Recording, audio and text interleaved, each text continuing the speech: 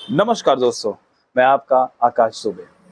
मैं आज एक ऐसी कहानी आपके लिए लेके आया हूँ जो शायद आपको आपके ड्रीम को कंप्लीट करने के लिए इंस्पायर कर पाएंगे। ये कहानी उन दो दोस्तों की है जो कि आईआईटी मद्रास में अपना ग्रेजुएशन कर रहे थे और इन दोस्तों ने एक फ्यूचरिस्टिक व्हीकल बनाने की सोची जो कि ऑटो इंडस्ट्री में एक रेवोल्यूशन लाने वाली थी। ये उस वक्त ये दोनों बच्चे जिनका नाम तरुण मेहता और स्वप्निल जैन था, ये दोनों बच्चे एक ऐसे प्रोजेक्ट पे काम कर रहे थे जो कि लिथियम आयन बैटरी को डेवलप करने का था और उसमें इनके प्रोफेसर भी इनका साथ दे रहे थे। लेकिन अचानक ही तरुण के दिमाग में एक बात उठती है कि क्यों ना अगर हम लिथियम आयन बैटरी पे कुछ काम कर रहे हैं, क्यों ना इसका कुछ ना कुछ एप्लीकेशन रेडी कर दें और उसको मार्केट में लेके आए। और इन्होंने बहुत अच्छे से भांप लिया था कि आने वाला समय इलेक्ट्रिक व्हीकल्स का है, जिसमें उन्होंने कहा ये इलेक्ट्रिक स्कूटर्स बनाएंगे आने वाले समय के लिए। कॉन्सेप्ट रेडी हो चुका था, अब इस आइडिया को मार्केट तक ले जाना था, जिसके लिए इसको कंपनी की जरूरत थी। इस तरह से तरुण मेहता और स्वप्निल जैन ने एक कंपनी फॉर्म किया जिसका नाम दिया एथर एनर्जी। कंपनी थी, इलेक्ट्रिक स्कूटर बनाने वाली कंपनी थी। तो इसको कहाँ से फंडिंग आती, क्योंकि ये लोग आईआईटी ग्रेजुएट थे, so because of that they have started searching some investor, but investor इतने आसानी से मिल नहीं रहे थे क्योंकि इस पे ट्रस्ट नहीं था लोगों को, और ये एक फ्यूचरिस्टिक टेक्नोलॉजी थी, इस वजह से इसमें लोग ज़्यादा इन्वेस्ट करने से कतरा रहे थे। तो इसी बीच में इन लोग की मुलाकात होती है फ्लिपकार्ट के फाउंडर्स सचिन बंसल और बेनी बंसल।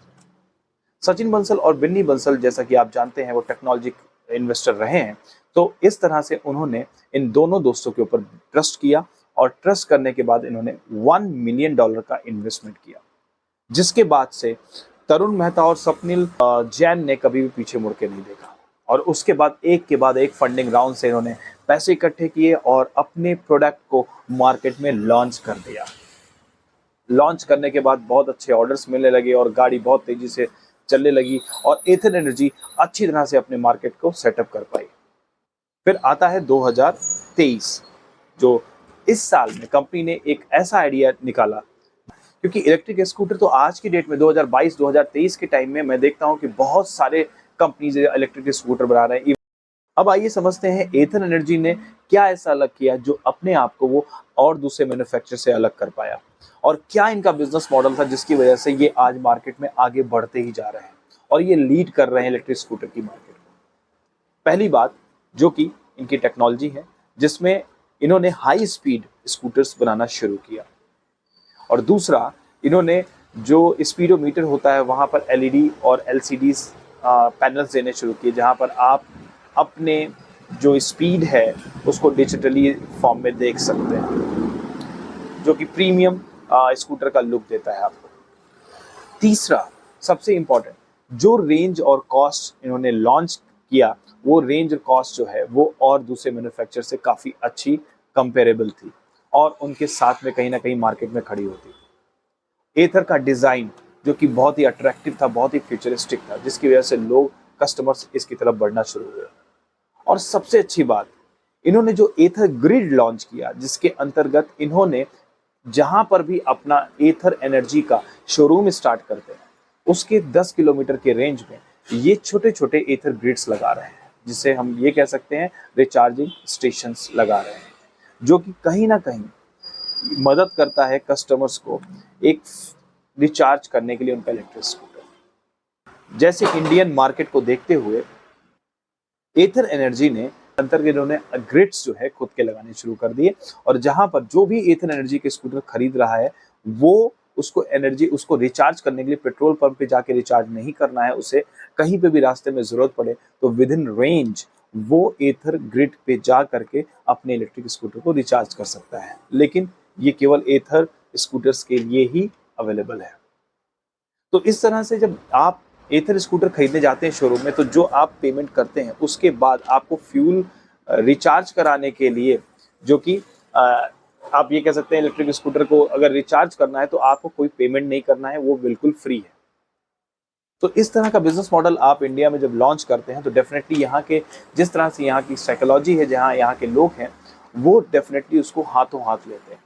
तो इस तरह से ये बहुत ही इनोवेटिव मुझे बिजनेस मॉडल लगा, जिसके अंतर्गत आप स्कूटर लेंगे तो आपको फ्यूल डालने की जरूरत नहीं है, मतलब ये बिल्कुल उसी तरह मुझे लगता है, उस बिजनेस मॉडल की तरह लगता है जैसे कि जियो ने अपने सिम स्टार्ट किए और उस वक्त जियो ने फ्री सिम बांटने शुरू किए,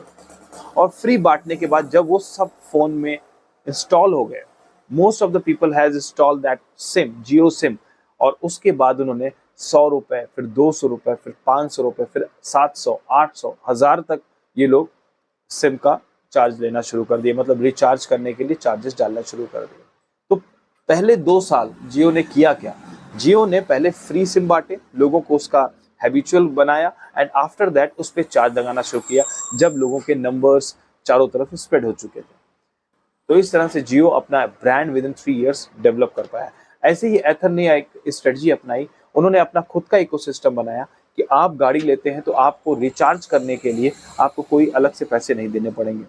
विद इन द सिटी और with like near about the showroom अगर आप हैं तो। आने वाले समय में देखते हैं और क्या क्या डेवलपमेंट होने वाले हैं एथर एनर्जीज में, ये देखना बहुत अच्छा रहेगा। तो दोस्तों, अगर आप भी कोई ऐसा आइडिया लेकर के आगे बढ़ना चाहते हैं या फिर आपके दिमाग में कोई ऐसा चीज लेकर के दिमाग में ड्रीम है, तो आप रुकिए नहीं, आप उस पर काम करिए। लोगों को ढूंढिए जो आपके आइडिया को समझ सकते हैं, लोगों इन्वेस्टर्स को ढूंढिए जो आपके आइडिया पे पैसा लगा सकते हैं और आपके ऊपर ट्रस्ट कर सकते हैं। आप जरूर कामयाब होंगे। तो दोस्तों, अगर आपको मेरे कंटेंट्स अच्छे लग रहे हैं और कहीं ना कहीं आपको मोटिवेट कर पा रहे हैं, तो प्लीज़ सब्सक्राइब करें, जो कि मेरे लिए एक मोटिवेशन होगा कि मैं आपके लिए ऐसे अच्छे अच्छे कंटेंट्स लाता रहूं और आपको मोटिवेट करता रहूं आपके ड्रीम के लिए और आपके फ्यूचर के लिए। लाइक करना ना भूलें और शेयर जरूर करें जिससे और लोगों तक मेरी ये बात पहुंच सके। Thank you.